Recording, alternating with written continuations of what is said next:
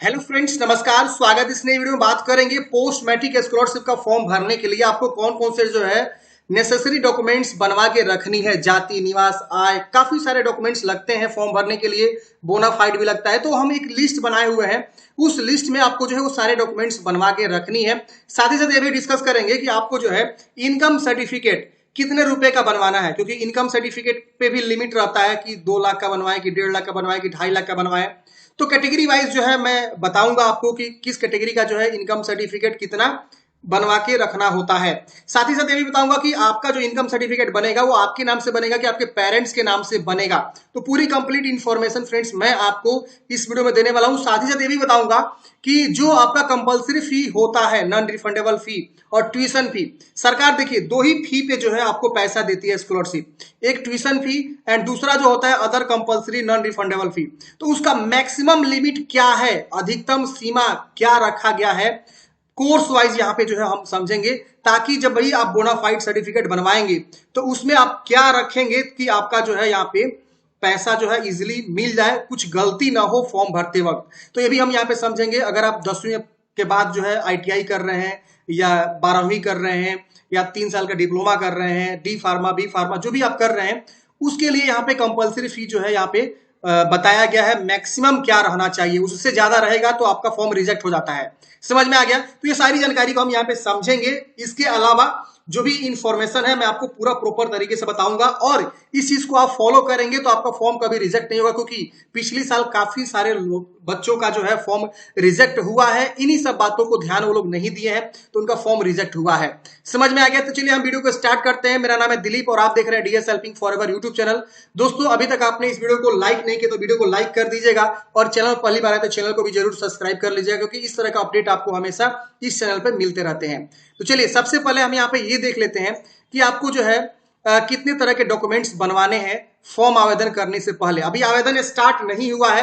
आवेदन जो है आपको 20 सितंबर के बाद स्टार्ट हो जाएगा, ये प्रतीत हो रहा है। आगे भी बढ़ सकता है, अब डिपेंड करता है बिहार सरकार क्या कहती है। ठीक है ना? तो सबसे पहले हम यहाँ पे डॉक्यूमेंटेशन को लेकर चर्चा कर लेते हैं कि आपको डॉक्यूमेंट्स में क्या क्या लगेंगे। देखिए, अगर आप यहाँ पे फॉर्म को भरेंगे तो सबसे पहले आपको जो है एक पासपोर्ट साइज फोटोग्राफ लगेगा, ये कंपलसरी है। 10वीं क्लास का सर्टिफिकेट आपको लगेगा। अगर आप 12वीं तक नहीं पढ़े हैं और आप 11वीं के लिए फॉर्म को भर रहे हैं तो 12वीं की जानकारी आपको नहीं लगेगी, ये आपको समझना है। इफ अप्लीकेबल देखिए यहाँ पे लिखा है, देख रहे हैं ना? तो उसके बाद से ग्रेजुएशन सर्टिफिकेट पीडीएफ फॉर्मेट में, अगर आप पीजी के लिए आवेदन दे रहे हैं तो ग्रेजुएशन, 12वीं, 10वीं सब लगेंगे। वो चीज आप यहाँ पे समझ लेंगे अपने अकॉर्डिंग, ठीक है ना, कि आप जो है किस क्लास के लिए आवेदन कर रहे हैं, उसके पीछे के सारे आपको जो है क्वालिफिकेशन वाले डॉक्यूमेंट्स लगेंगे। समझ में आ गया? अब यहाँ पे आपको रेसिडेंशियल निवास प्रमाण पत्र आपको बनवानी है, आपके नाम से होना चाहिए। कास्ट सर्टिफिकेट, जाति सर्टिफिकेट आपको बनवानी है, आपके नाम से होना चाहिए। इनकम सर्टिफिकेट आपको बनवानी है, वो भी आपके नाम से ही होना चाहिए। बोनाफाइड सर्टिफिकेट क्या होता है? तो देखिए, बोनाफाइड पे जो है ना आपके एप्लीकेशन फी, मतलब कोर्स का फी मेंशन किया रहता है कि ये बच्चा जो है हमारे विद्यालय में पढ़ाई कर रहा है, इसका सत्र ये है, इन्होंने एडमिशन इतने तारीख को लिया हुआ है, इसका क्लास स्टार्ट हो चुका है, एप्लीकेशन फी ये है, ट्यूशन फी ये है, जो भी वगैरह वगैरह फी होता है वो बोनाफाइड सर्टिफिकेट पर लिखा रहता है। तो ये बोनाफाइड सर्टिफिकेट आपके स्कूल से बनेंगे।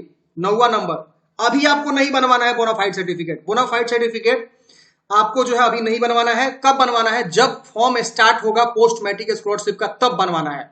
समझ में आ गया?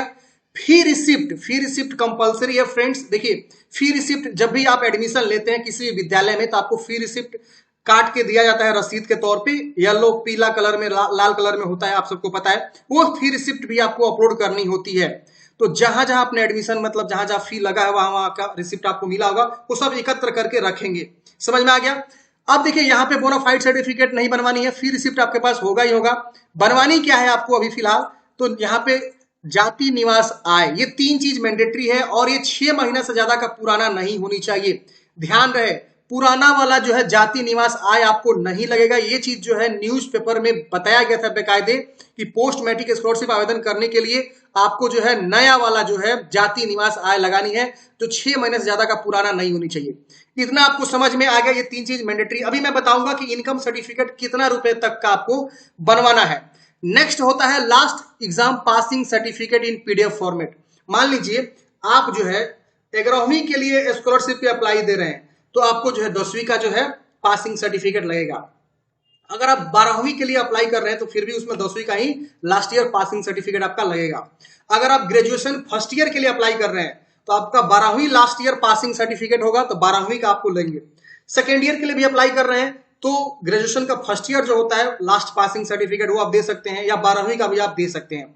तो ये होगा। अगर आप पीजी के लिए अप्लाई कर रहे हैं तो आपका लास्ट ईयर क्या होगा, ग्रेजुएशन कंप्लीट होगा, तो ग्रेजुएशन का सर्टिफिकेट आप यहाँ पे देंगे। तो आप समझेंगे कि अभी आप किस क्लास में पढ़ रहे हैं, तो उसका पीछे वाला मेरा पासिंग सर्टिफिकेट क्या है वो आप यहाँ पे जो है देंगे। तो इतने सारे जो है मैंडेटरी डॉक्यूमेंट्स आपको लगेंगे पोस्ट मैट्रिक स्कॉलरशिप का फॉर्म भरते समय, ये आप समझ लीजिए। अब यहाँ पे हम समझाते हैं आपको कि आपको जो है जाति निवास तो इजिली बन जाता है।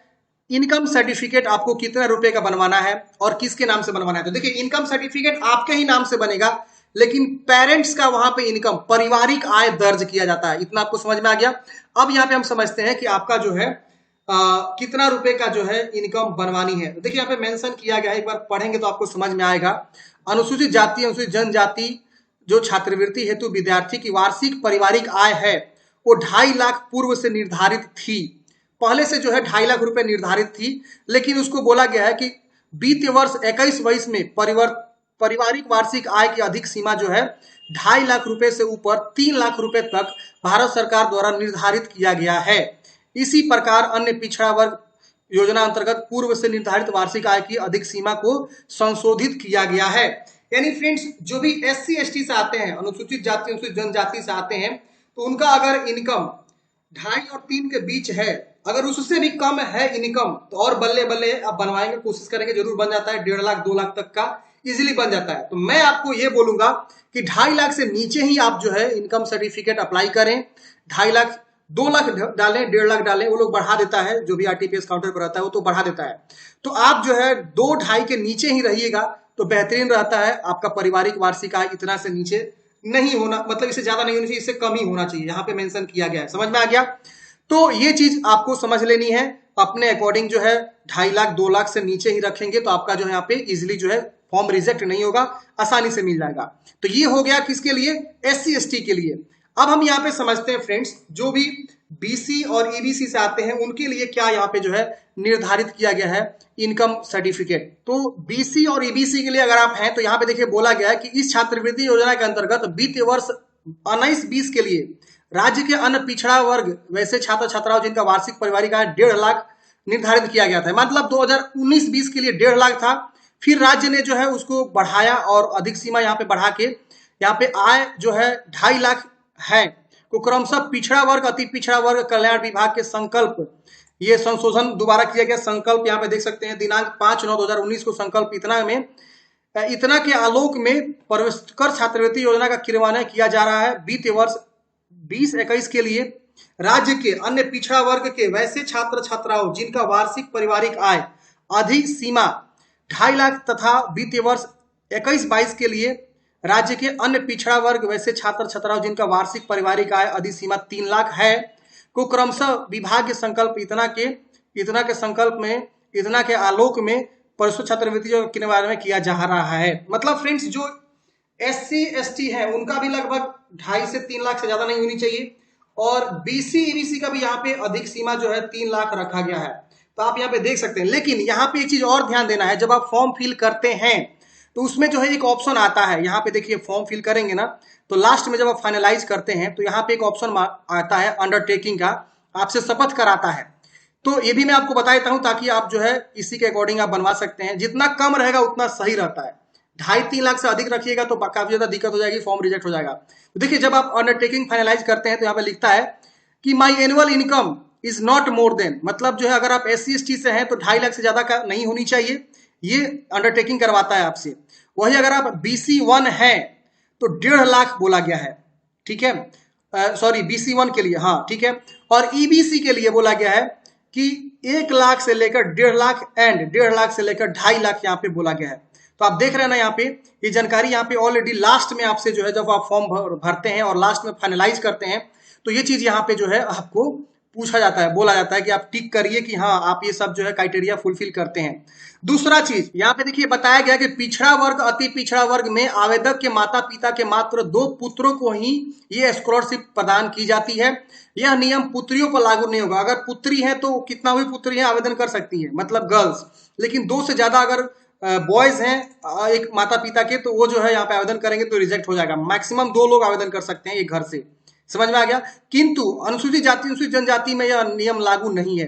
अगर वो SC ST से है तो उनके घर जितने भी बच्चे हैं सब कोई आवेदन कर सकता है, कोई दिक्कत नहीं है। यहाँ पे आपको ये भी ध्यान में रखना है, इस वजह से भी आपका फॉर्म रिजेक्ट हो जाएगा। समझ में आ गया। अब फ्रेंड्स यहाँ पे समझते हैं कि जो मैक्सिमम सीमा निर्धारित की गई है कि एप्लीकेशन फी, मतलब ये जो आपका मैक्सिमम लिमिट जो है पैसा का, वो कितना तक होगा। तो वीडियो थोड़ा सा लंबा हो रहा है, तो मैं नेक्स्ट वीडियो में कवर करूंगा कि पोस्ट मैट्रिक स्कॉलरशिप में किस किस कोर्स के लिए कितना रुपए तक जो है स्कॉलरशिप सरकार देती है और उसका मैक्सिमम अधिकतम सीमा क्या है, कितना रुपए तक आपको स्कॉलरशिप मिलेगा। तो हमें कमेंट बॉक्स में बता सकते हैं। सारी जानकारी मैं लेकर आऊंगा, कैटेगरी वाइज भी बताऊंगा। अगर आप हॉस्टल में रह रहे हैं तो हॉस्टल का कितना रुपया मिलेगा, इंटर में पढ़ रहे हैं, 12वीं में पढ़ रहे हैं, 11वीं में पढ़ रहे हैं, अगर अप्लाई करते हैं तो कितना रुपया आपको मिलेगा, आप कमेंट बॉक्स में बता सकते हैं। मैं डिटेल में वीडियो जो है लेकर आऊंगा नेक्स्ट कभी, क्योंकि ये वीडियो काफी ज्यादा लंबा है और यहाँ पे देख सकते हैं बहुत बड़ा इंफॉर्मेशन है, तो एक वीडियो में कवर करना इम्पॉसिबल है। अगर आपको ये वीडियो पसंद आया हो तो कमेंट बॉक्स में बताइएगा। नेक्स्ट वीडियो चाहिए तो भी कमेंट बॉक्स में बताइएगा। और वीडियो अच्छा लगा हो तो लाइक जरूर करेगा, शेयर जरूर करेगा। फ्रेंड्स काफी ज्यादा मेहनत करना पड़ता है इस तरह के वीडियो लाने में, रिसर्च करके लाने में, काफी सारी इंफॉर्मेशन इकट्ठा करके लाने में। उम्मीद करता हूं आपको जानकारी समझ में आया होगा। मिलता है किसी नए वीडियो के साथ, हमें दीजिए जाए तो take care, dear selving forever. Thank you for watching. जय हिंद।